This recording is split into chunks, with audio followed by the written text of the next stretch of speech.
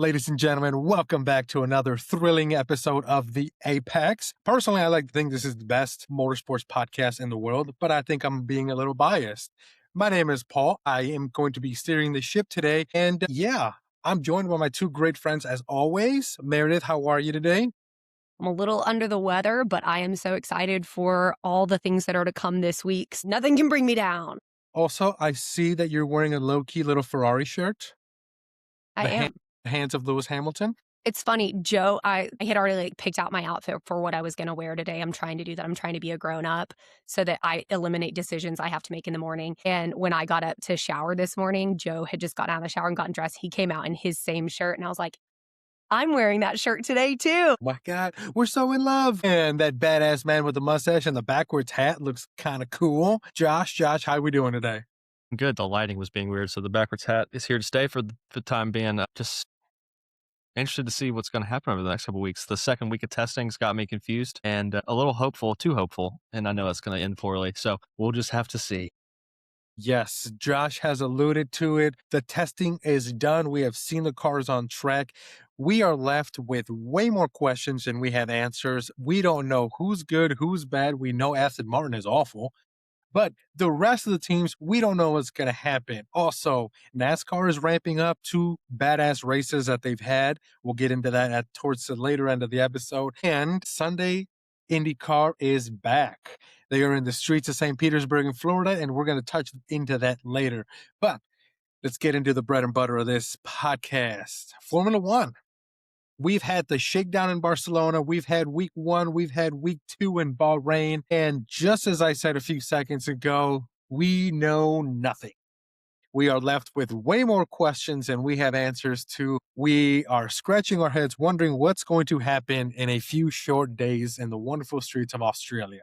Let me see what you guys have to say. Meredith, take it away. Yeah, I'm with Josh. Coming out of week one, I was like, okay, like Mercedes is just going to dominate. Like I was like, that was pretty clear. I mean, I don't think that really surprised anybody, but I think I was surprised by how bad some of the other teams were doing with week one of testing. And then week two, it seemed like a lot more people got a grip on the car. It seemed like Max really got a handle on it. The McLarens delivered. And most surprisingly, and unfortunately, to my downfall of the season, probably Ferrari. Watching Ferrari's performance throughout week two was absolutely incredible. They threw up good lap times consistently with a lot of laps in there. And as our new favorite word, the hopium is setting in hard, which is the life of a tifosi. You get your hopes up really, really high. So I'm interested to see what this season brings for a wild ride for me. But I think like that rear wing situation absolutely blew me away, came out of nowhere. What in the world? Seeing Lewis feel really comfortable, seeing him come out and say like, I'm here to stay, made me really, really excited. It made me feel like, what one of the other drivers said that I talked about last week, somebody being like, this car really leans well to Lewis's style, made me really excited. So I don't know. I think I'm definitely leaving week two a lot more excited and hopeful than I was at the end of week one. So that's where I stand. Josh? I don't know what else there's to say. I mean, we go line by line and go through the whole thing, but I don't even think that's necessary because it doesn't even matter what I think on it. It's so confusing. It's so conflicting. We see great results on the timing sheets, but then other teams will say, oh, well, Ferrari's holding back a lot. Mercedes is holding back a lot. This team's holding back. This team's actually got more. This is this team's true pace.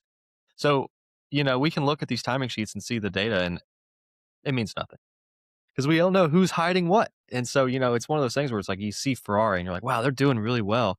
But then they may have another whole gear in there to, step up and just start rocking and rolling even harder. So I don't know. I would like to just kind of say that the teams are the teams and we can't really say much about them. But what I'm more interested in the second week here was the step up in the reliability of the cars. We had a lot more reliability, a lot less breaking down, and we saw the drivers getting more comfortable and starting to actually learn the cars, finding the new driving styles and some stuff like that. So I was more excited just to see some of the drivers. You could hear the tone shift a little bit more optimism, a little bit happier with the way the cars performed. We didn't have the week one was just a lot of uncertainty. The drivers were griping and complaining, bitching and moaning. The teams were trying to calm the waters, but this time around, it seemed like the drivers were a little happier with the car and the way it handled. So I take that as a little bit of hope I have going into week one. hopefully we'll have a bunch of people make it out of the lead the first lap. That's the goal with this kind of rocky start situation. And hopefully we have the cars that can maintain the reliability through a full race distance. So that's what I'm looking at. Testing was fun. I wish it was televised more. I feel like last year the whole thing was televised. I remember watching 3 hours a day for a week, and I feel like this time around, what they only had the final hour. So a little disappointed on that one because I was planning on watching a lot more. But You could watch a bit more on week 2 than you could week 1, but yeah, I remember last year, because I worked nights at a hospital, and I watched the whole thing or listened to it at least, so it was weird. I'm wondering why the secrecy so much. I mean, I get it, right? But it's testing, like, every team is seeing what every car is doing, so why did we have to hide it from the viewer? that worries me because I wonder if not the FIA, it would be Formula One management. If Formula One management's worried enough to curtail some of the TV coverage, are they really worried about maybe reliability and like what the product is going to be on the circuit? Uh, that would be the I was only. wondering if, like, other countries had the same barrier, though. Like, I was wondering if they televised it fully with, like, Sky Sports on certain things, like, if there is a Sky Sports streaming app that we don't have access to because 'cause we're North America. I was wondering, like, what fans in other countries got in terms of viewership, and if maybe our barrier was just because of the transition over to Apple having the media package for the States. I didn't know. I didn't see anything online about others having a ton of access to it, but granted, a lot of the content follower base that I have is North American based. Yeah, so it's interesting when it comes to testing. know, we saw the Mercedes and the Ferraris being really reliable. We didn't see them having any issues. And even the Ford with Red Bull, they did well. I think with 10 teams, we still don't know anything, right? We don't know how they're going to do because I saw a news article today that everybody ramped their cars down. So nobody really truly knows the real pace of these cars because they don't want to show too much. But let's briefly talk about the one team that just came out and screwed. Did they screw it up? Are they having bigger goals? And that's Aston Martin with that. With you know, it seems like they're 4 seconds off. Even how bad all the other teams were ramping it down, it seems like that Aston Martin just can't figure it out. You saw destroyed Lawrence walking around the paddock. Man, that dude looked like he just had a bender for 2 weeks.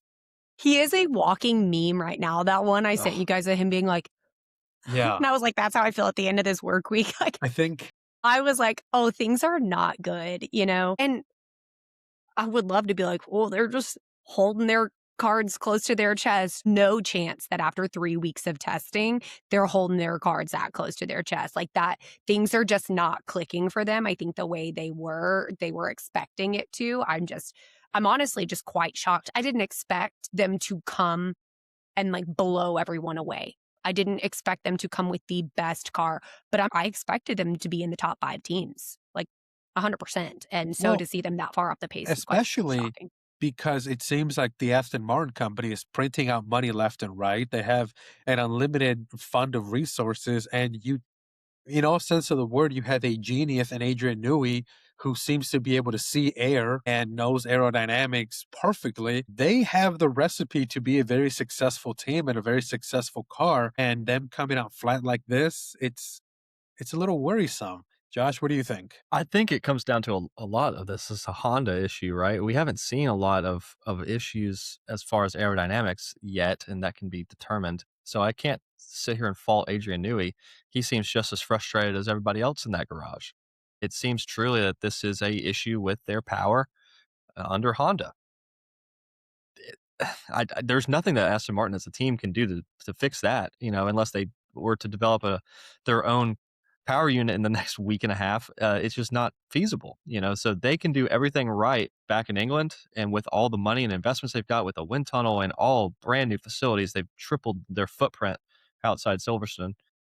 But at the end of the day, that car doesn't move unless it has power to the wheels, and there's an issue there that is just not was not foreseen. It was obviously not could not be duplicated in a testing setting until it was on track and was seen just how poorly it functioned. So I don't know what they can do to fix that. I mean, like you said, 4 seconds off pace, especially with teams that are more than likely dialed their power down to not show every card in the deck. So it could be very rough. I mean, that right there will put Fernando Alonso in a position where he might retire just not wanting to drive that car. We've seen him drive Honda Power before unsuccessfully at McLaren when they were having issues 2 regulation cycles ago. So he's no stranger to power unit issues, and he was not a fan then, and I doubt he's going to be one now. It's not one of those things where Adrian Newey can go back to the drawing board and whip something up. It's purely what can Honda do to fix the motor. Yeah, it's a little too late now. The car's already on track, the car's already made. Now we just have to adapt and overcome as the season goes on, I think. Unless something crazy happens in the next week, they might be 20 and 21st in the next the first few races until they can kind of figure it out. And it's tough because like I said earlier, they have the recipe to be a successful team. Something's just not clicking. Right. Do you think that Red Bull is looking at what's happening and going, thank God we don't have the Honda anymore? Like, thank God we've got the Ford. I mean, I've read reports that the end the power unit isn't even charging the batteries.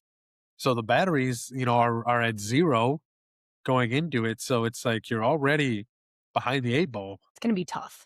It's going to be tough. And I think the same thing about Fernando Alonso. I even saw a clip of like there was someone that was recording the cameraman sprinting down to get Fernando Alonso when he got out of the car after one of his runs because they're like trying to, see the reactions of like how he's feeling. That's obviously a cameraman's job, but I've never seen a man move so fast after a car has moved so slow.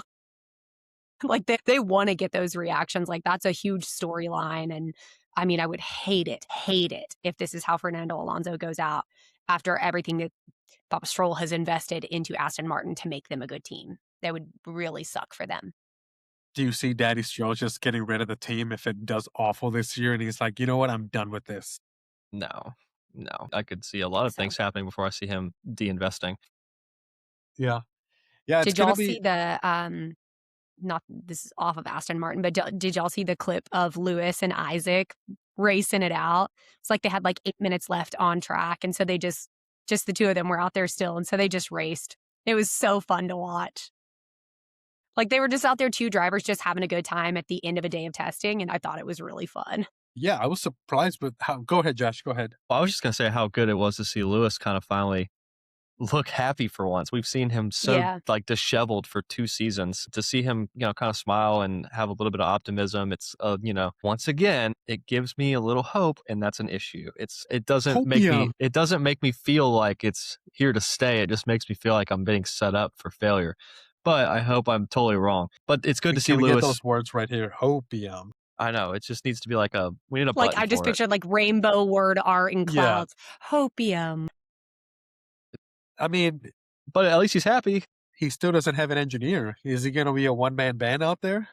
I mean, if anyone can do it, well, Max. It's But going to if be anyone him. else could do it, We'll So, see. yeah, it's interesting. I wish there was more that I could say, but once again, we're just left with way more questions and answers, and it's all gonna, what is it, 2 weeks before Australia or a week? So I am as eagerly awaiting to see what happens in Australia as anyone else because for the first time in since I've been watching F1, and I know I haven't been watching it for years, we don't know.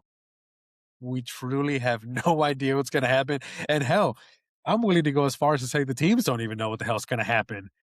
It's just gonna be a crapshoot, and we're all gonna figure it out as we go. I'm honestly so jealous of the people who are going to the Australia race now. Because, like, I think there's something to be said about this being such a specific moment in F1 history. I mean, I'm with you. I haven't been watching but 6 years now, right? And so for this to be such a massive regulation change, for there to be such little data and such little confidence going into the season, it is going to be interesting to see. And if you were at that F1 Australia race, right? Imagine getting to see whatever it is that's about to unfold. Like, if it's chaos and horrible, imagine getting to be like, yeah, I was there. And imagine there's a team that just like delivers and runs away with it. Yeah, I was there. So I am very envious of the people who are going. Yeah, it's gonna be But we've got Drive to Survive dropping this weekend Mhm. on Netflix, so Yep. that's going to be awesome. A little boost. You know, we've had a couple of little F1 boosts the last few weeks. We had Barcelona, and then we had Bahrain, and then Bahrain, and now it's like a little Drive to Survive. So it's like we're getting these little boosts, getting us all the way up to Australia. Slowly but surely, we're getting Yeah. there. All right. Anything else on preseason testing, shakedown? Anything else we want to talk about that was on the news before we move on to what I think is the most exciting segment we're going to have in this podcast? No, not for me. Josh, Nope. Go ahead with it. let's do it. This year, we're doing our predictions like we did last year. Now, the three of us are it's going to be a point system where we're trying to figure things out. But let's do it, guys. You guys want to give our predictions on 2026 and what we think is going to happen? Yeah, we're flying blind here, right? Like we're giving these predictions. This is the least confident I've ever been in making predictions. So And might as well just rip the Band-Aid off. so, what do we want to say? We want to say world champion. Mhm. We want to say constructors champion. Mhm. And is there another one we I want to thought we go were with? doing world champion, constructor champion, top 3 drivers, top 3 teams. All right, top 3 drivers, top 3 teams. Paul, This is go. You're this is host. this Now is big it. no, dog I today. You get to understand. go first. I'm just nervous. Why be I'm nervous? because listen, We're all going to be terribly 'cause wrong. Why is he nervous? Because he bombed his predictions last season. this whole thing has been my idea trying to do these things and get points, and because I think I was going to win, and I did awful last year. If we have any recollection of that, You're going to have a better season, Paul. You are not the Aston Martin of this podcast, okay? feel like I'm being powered by Honda right now. Just take a dose of me and Josh's hopium. We believe in you. All right, let's do it. Let's start in reverse order. Let's do top 3 teams. Josh, we'll start with you. Perfect. So top 3 teams. Are we going in order? Yeah, I say 1, 2, 3, just like All we right. do our podium predictions. All right. Top 3 teams: Mercedes, Ferrari, Red Bull. Okay. Yeah, I see those 3 being good. Now, I'll tell you, I'll elaborate slightly. I think Mercedes and Ferrari will come out really hot and be dominant through the first several races. I think Red Bull will take some time to find their footing, but by mid-season, we'll kind of turn it around and be quite competitive towards the end of the year. So I wouldn't be surprised to see any team that has Mercedes power or Ferrari power doing better than Red Bull first 10 races into the summer break. But then after that, I think Ford they've got too much money invested, and they're solely relying on this engine to put them on top of in the kind of the Formula One space. A lot of pressure's on. So I think they will figure it out. So there's my thoughts on teams. Meredith. I had Mercedes, Ferrari, and McLaren. I think Mercedes and Ferrari, I was with you on that. McLaren, I mean, they just week 2, they delivered some pretty solid lap times pretty consistently. And with having such an incredibly strong driver lineup with 2 veteran, 2 that were competing for the world title last year, you know, like I think there's potential there still. Yeah. And, you know, I thought about Red Bull too, Josh. It was just like the curse to the second seat. I don't know how Isaac is going to do. So I hope he does great. So I don't know. So I did Mercedes, Ferrari, McLaren for me.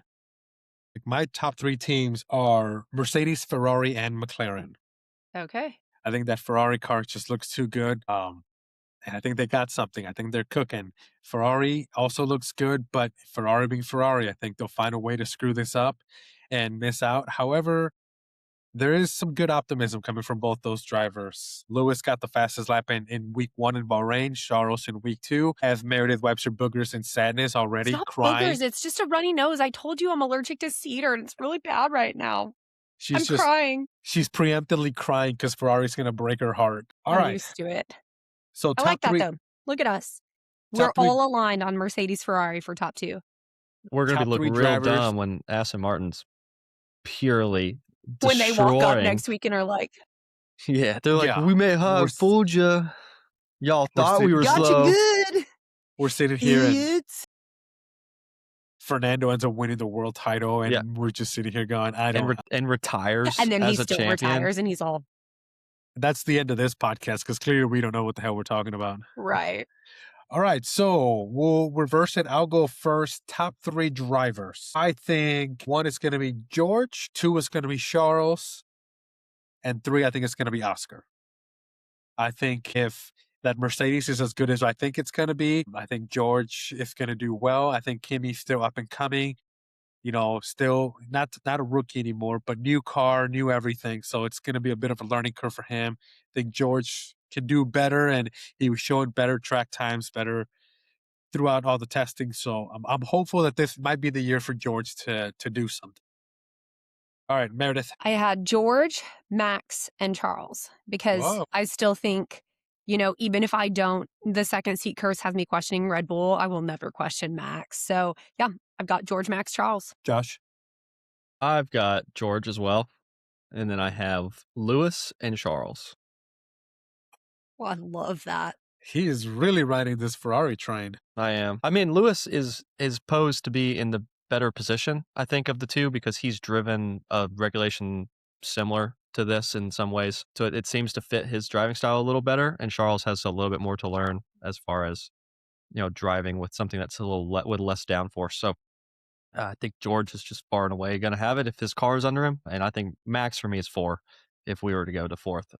And Max cannot be discounted. I wouldn't be surprised if he just ended up winning. So you never know. Max Verstappen is inevitable. I've said it before.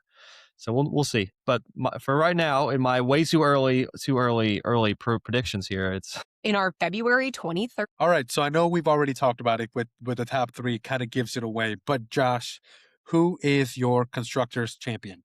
constructors And why? champion. I will take Mercedes. Why? Because the hype surrounding that car and team right now are extremely high. I think George is very capable coming off of a very good year last year, his best year in Formula One. He seems to be more comfortable in that team leader role. Kimmy's got another year under his belt now, will end up being a little more comfortable just without that rookie label on him anymore. So I think both of them are capable of earning high points. And, well, that's what you need to win the constructors. So I'll take both of them. How do you win games? You score more points. Score more points than the other teams. So I think that they've got the chance. Yeah. Simple concept. Meredith. Merc. Yep. Mark. I've Why? drank the Kool-Aid. Any just drink the Kool-Aid, that's it? I've drank the Kool-Aid, Merc. Let's go, Merc. Fair enough. And once again, I might even buy a piece of merch because I like that merch. I like their merch, so I might even have to.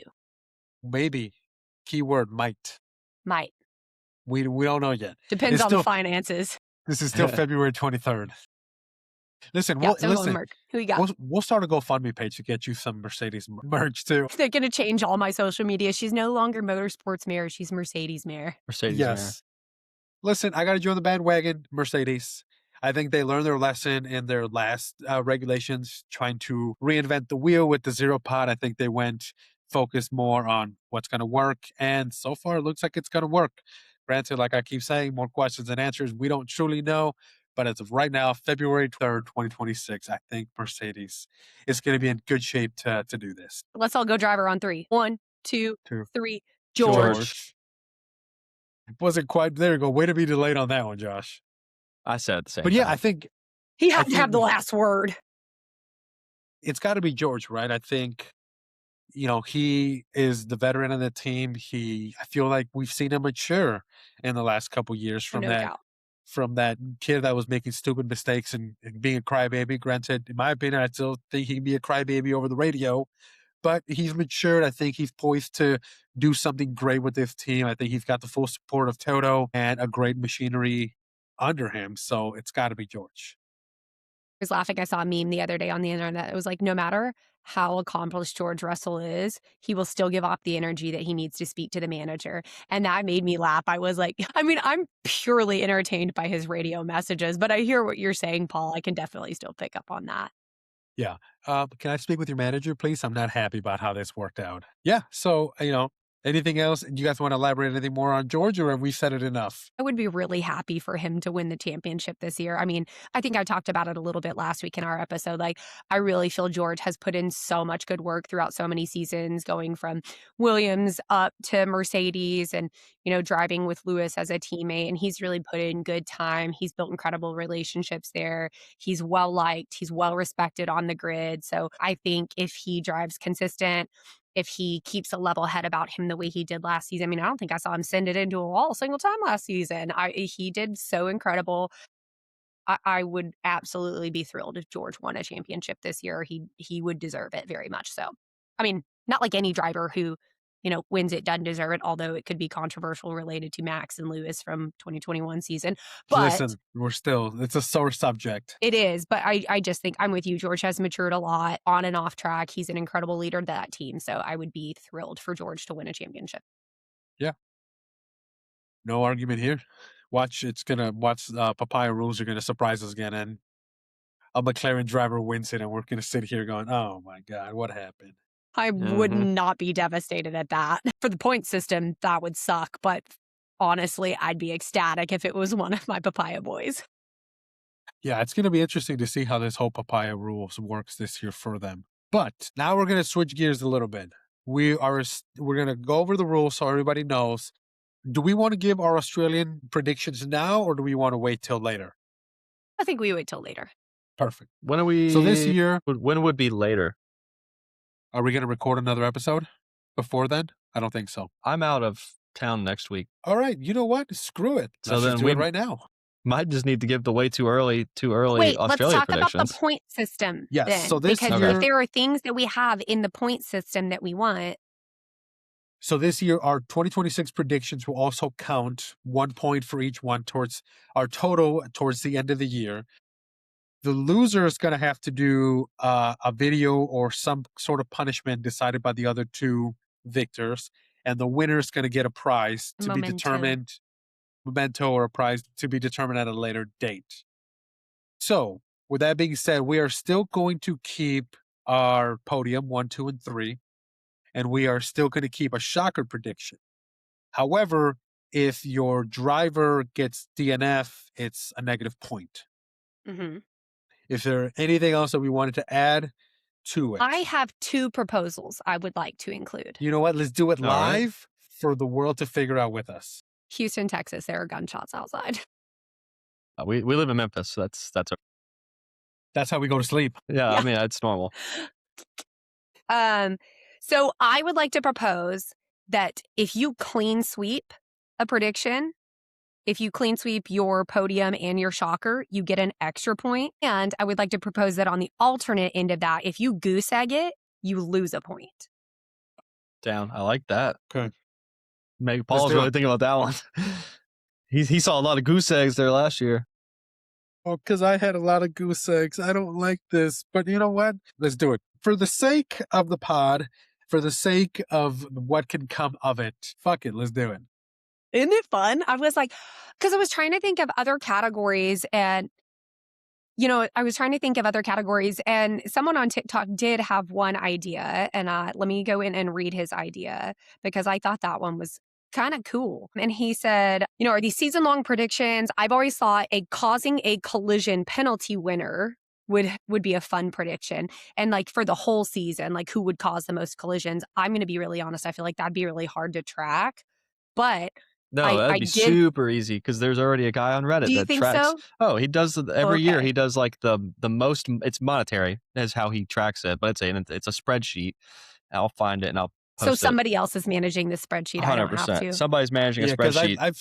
I've It's seen like it the before. crash. It It's comes like up. the crash constructors or something. That I don't remember how it's phrased, but it's like the person or team that has the most monetary damage to vehicles. Like it costs the team the most money. Okay, like that makes sense. Yeah, Eh. I just like the way I read his comment. I was thinking it was like whoever's causing the most collisions, because like sometimes you're not necessarily the one that crashes, but you can cause a collision. So I was like, that's a lot.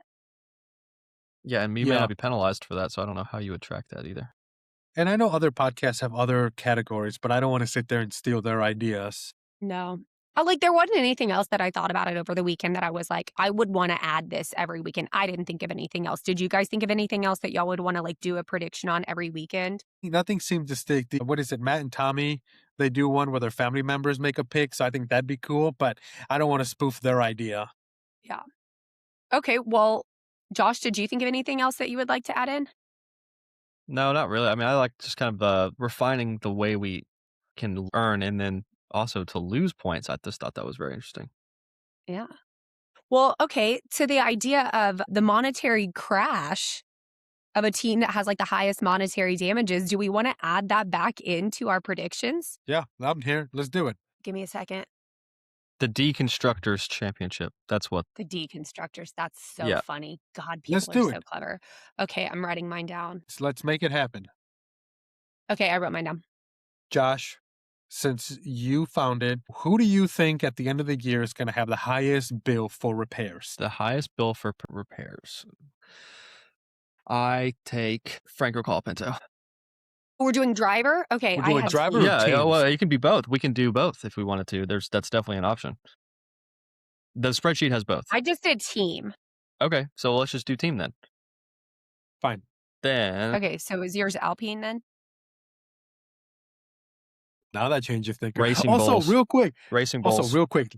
Franco's going to have the most issues? Come on now. Individually, yes, but I'm taking as Also, a Pitlandia on TikTok. Thank you for the idea. That's who I looked up who it was. Pitlandia on TikTok is the one who recommended this one. So thank you, Pitlandia. Okay, Paul, what about you? So we said we're going with team, right? Mhm. Okay. And what did you say, Josh? Racing Bulls. The Damn, torpedo, that's a the good one. torpedo, the new torpedo. The torpedo. I am going to go with my boy. My boy. I love this guy to death. I got to go with Aston Martin and Lance Stroll. Okay, got it. I also had V-carb, so I was with you, Josh. I had V-carb. Just with Arvid being new, Yeah, exactly. you know, And then with him being new, I don't know. Liam is an absolute menace out there at times, so who knows? Liam Well, has a we whole know that song Liam- How about him funny would it wrecking. be if it was just Cadillac totally shit in the bed, like Checo and Checo and Botas out there, just like we're on a victory lap, dog. Well, listen, I know Liam and Checo have a little bit of beef there. Are they going to settle it? Boom, driving into each other. Let's just let the gloves I'm off. going to be honest. Checo's way more mature than that, and representing a new brand and a new team on the grid, I think it would be Liam that would cause it. Also, maybe you might be right, but I'm hoping Checo's just a little petty and gives him a little bump and spins him out just quickly, just so he remembers what it was like. Like, can't get rid of me now, bitch. Boom. And don't Yeah, forget, absolutely. speaking Guess of who's Cadillac, back again. don't forget Valtteri has to serve Checo's back. Valtteri has a Liam, penalty. get up. Valtteri does have that 47 grid penalty that he's got to serve. Or is it- 47, I think yeah. it's like 5. I It's think like it's a- 5, right? Yeah, I think it's like a 5-place grid penalty. Yeah. Oops. All right. So now we got that established. Let's get into the Australian Grand Prix. I know we're a couple weeks away. We still haven't done any practice round, anything, but because Josh decided to have fun with his wife and go on a vacation, loser, it kind of ruins it. But hey, enjoy your trip, buddy. Let's Where are get y'all into going? it. We're going to England and France. You're going to France? England and France. What? Yeah. France? You knew this already. We've talked That about was this summer. I don't know No. why. Not spring break. So exciting. Okay, I don't know why I had it. I was thinking y'all were going in like June. That's going to No. be so exciting. It's going to be a lot of fun. I No, can't wait I to see got the I got pictures. tickets to the F1 arcade in London to watch the That's right. this That's right. first That's right. race. Yeah. We did discuss did this. talk I'm about a this. ding dong. I forgot. Sorry. All right, since he is going to be in Europe, enjoying his wonderful time with his lovely wife, let's start with you, Josh. All right. Give it away. What's your podium for the Australian Grand Prix? I don't know. Nobody knows. It's a crapshoot. My podium prediction for the first race of the 2026 year, I will have Mercedes taking the top spot with George Russell, followed by Okay. none other than the Sir Lewis Hamilton and then Lando Norris. And your shocker?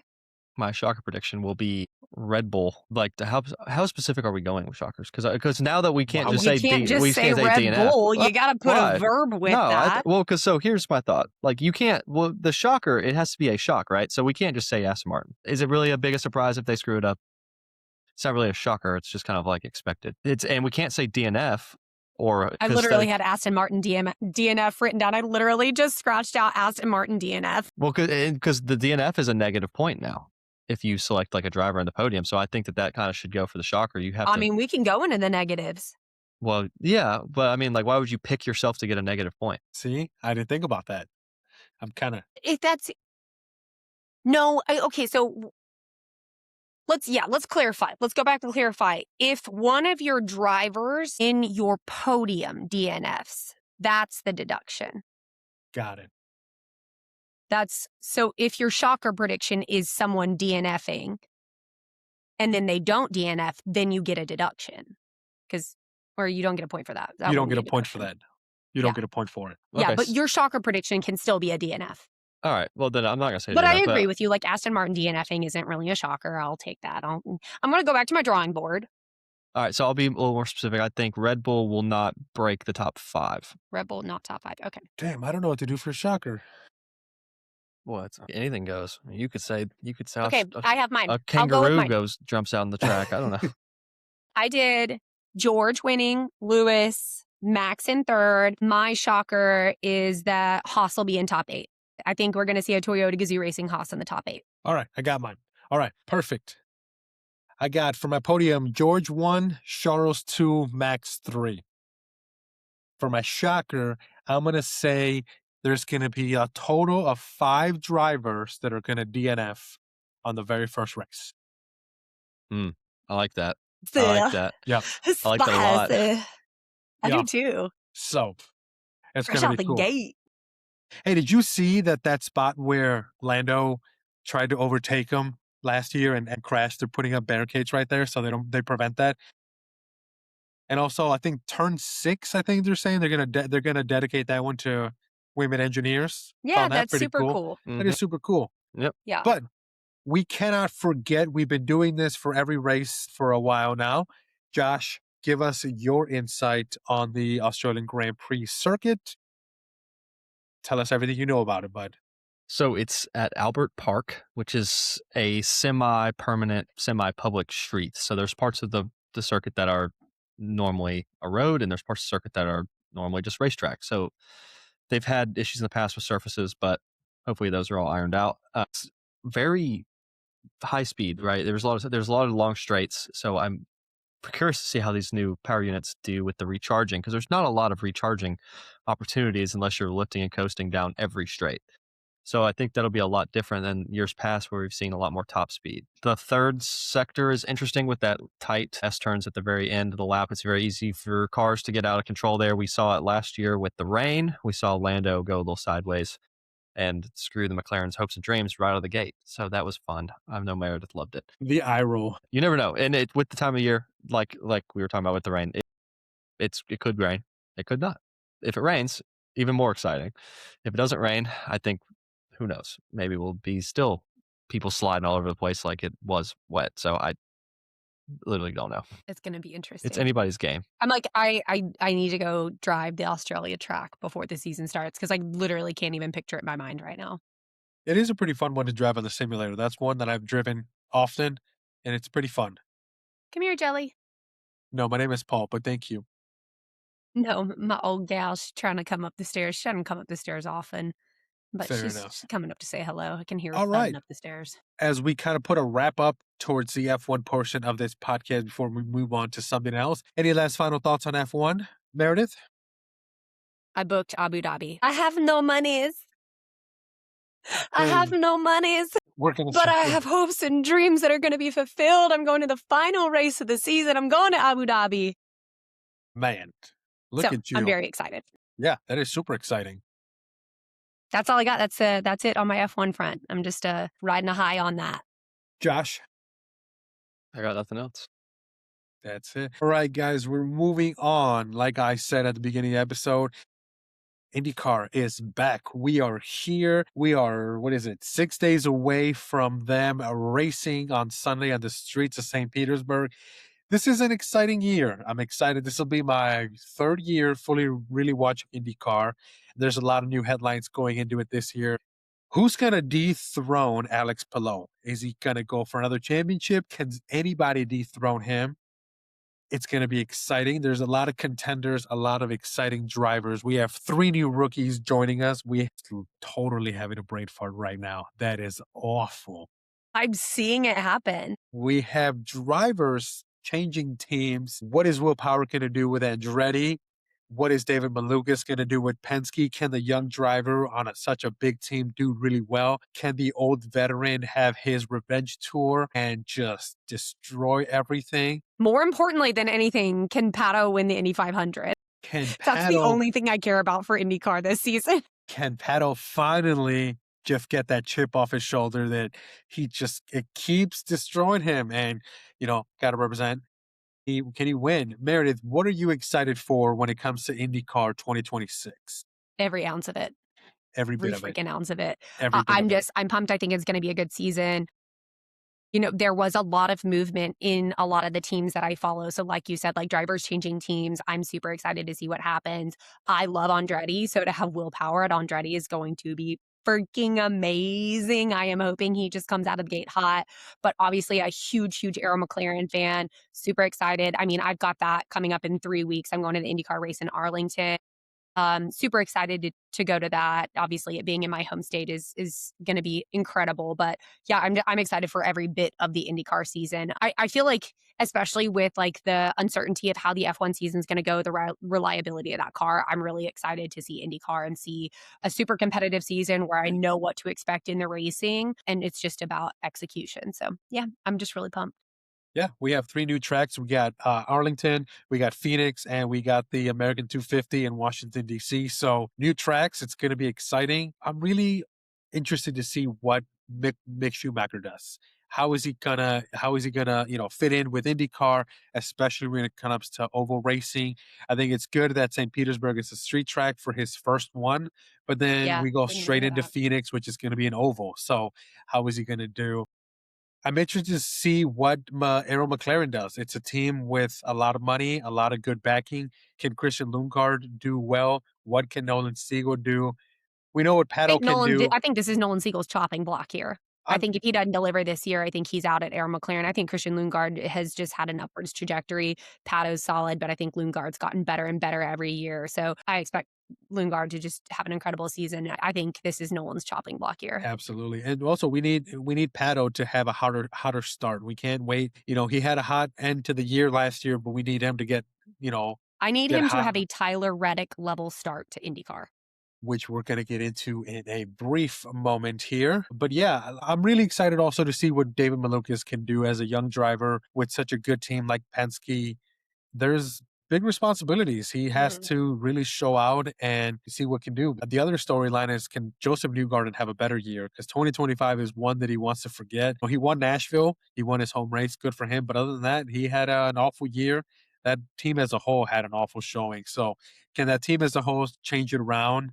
So it's going to be super exciting. I'm super pumped and I can't wait. I'll be going to Nashville again this year. So can't wait for that. Josh, I know you're not a big IndyCar guy, but do you have anything? Are you going to try to watch it? Anything you're looking forward to?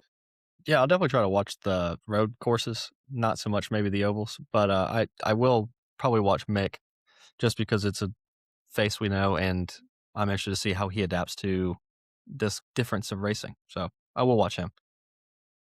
Well, and then with Alpine announcing pulling out of WEC, Hmm.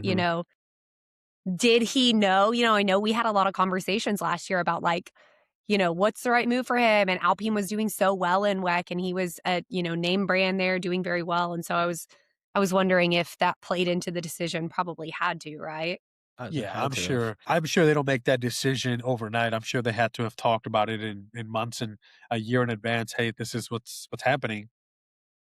So, other big question mark is, what is Prema going to be a team for this year? I don't think, they're going to be a part-time team. Does that open up other possibilities for other drivers? So, there's still a lot of unknown going into this year, but I can't wait to find out.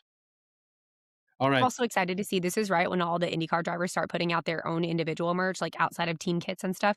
This is right when you start to see a lot of the drivers announcing their stuff. Christian Rasmussen's, he posted a video this morning with his new merch drop. super cool. Unbelievable. So yeah, I'm super excited to see the IndyCar merch. I actually think that the IndyCar drivers do a better job at individual merch than F1 does. And granted, there may be like branding deals in F1 that prevent a lot of that, but like Christian Rasmussen's is great. So yeah, I'm excited to see the merch drops. I'm excited to see what I can scoop up early in the season and what they'll have available at IndyCar. So I'll send you pics. Can't wait. I'm looking forward to it.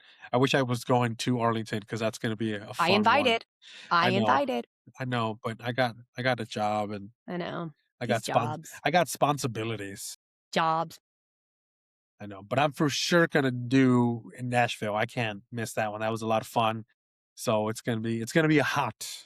I'm looking Yeah. forward to Well, that. we were planning on going back to Laguna Seca, but it's Labor Day weekend. And I'm like, with all the other trips that we're taking, like we're probably going to be able to get over to Lone Star Le Mans for a fifth of the price, of what we would be able to go back to California and do that because we're going to California at the end of March. So unfortunately, no Laguna Seca for me this year, but I will find another IndyCar race to go to. Nashville. I know it's still in contention. It is still in contention. Nashville. I'm just gonna put that out in the world. It's gonna I know. happen. I should probably proactively book an Airbnb to have just in case. Because I'm gonna get Josh to come out to the Nashville one, and he's gonna be a fan of IndyCar. He's gonna fall in love with it, especially when we get him pit passes and he sees all the access that IndyCar gives you. It is pretty sick. I'm just trying to get to. I'm just. Oh, Come on down. Daytona next year? Hell yeah. That's already on the calendar. All right, let's wrap it up with NASCAR. They had a race in Atlanta. It was a lot of fun. I watched it from start to finish, laid on the couch, kind of dozed off for a few minutes. NASCAR naps, they're the best. Yeah, best part. It was a lot of fun. 11 won again. Tyler Reddick with a fourth of, 3/4 of a car because he was missing that whole wheel well on the passenger side. He figured out a way to win. It's super excited for that team. It's been an awesome year. A lot of good wrecks. Also, God, what is that kid's name? Hocevar? Is that his name? Yeah, Carson Hocevar. I love Carson Hocevar. That kid is a menace to society. He is an absolute menace, and I love it. He makes no secrets about the fact that he's like, I got no friends here. I got no friends in NASCAR. I'm just going to full on send it. And it's awesome. Yeah. Paul Petty has a social media and podcast page, and he said Carson Hocevar is like Dale Earnhardt in how he drives. I saw that. And how he is. I was like, oh, I was like, it perfectly summarized, I think, why I like him. But yeah, what a crazy start to the season to have 23XI come out and win 2 back-to-back with Tyler Reddick. That's just sick. I didn't watch the race yesterday. I had all intentions of it. And then I was telling Josh before, like when you walked off or before you hopped on, Joe and I just laid on the couch all day yesterday and just caught up on crap TV and kind of dozed in and out. Listen, and sometimes I watched the recap on YouTube. I think NASCAR does the best racing recaps out of any racing series. The way they edit the clips together, the moments they choose to show, and they've got like an extended highlights one, and then they've got the short version. And so I always feel like I get a lot out of it. So even if I miss a NASCAR race, I get great recaps. And I thought it was awesome. The recap was really good. Congrats to Tyler. Congrats to 23XI. Super awesome way to start the season. Absolutely. All right, guys. That's kind of it. You guys have anything else you want to talk about? No, MotoGP is back this weekend. I am going to try to watch that, a little bit of that this weekend. It's kind of nice. I'm traveling on Sunday for work, but it's not till like Sunday night. So I'm going to get up and try to watch some racing on Sunday and then travel for work. Josh, any last final thoughts? No, I'll take plenty of pictures and videos. We're going to be up near Silverstone next week. I'm going to try to go to see the circuit and then also go to the museum. So I'll try to take pictures and send them off to y'all. Yep. What museum? The Silverstone Museum. I didn't know that. Duh. Okay. That's going to be a lot of fun. I can't wait to see your pictures, and hopefully you kick ass at the F1 arcade because I know you're going to get on that simulator. Of course I'm going to. You know I'm going to. Yeah, absolutely. I think he hits the wall more than twice. We'll see. No. 100%. We'll see. Yeah. All right, guys. Thank you for listening. Once again, follow us on all our social media. Comment, like, review, share, tell all your friends about it. We are here to stay. We're having a blast doing it. We cannot wait to talk to you guys again soon about the Australian race, our thoughts on Drive to Survive. Josh is going to give us his insight on the F1 arcade. And yeah, super excited, guys. I hope everybody has a great rest of your week, and we'll be talking to you guys real shortly. Bye, everybody.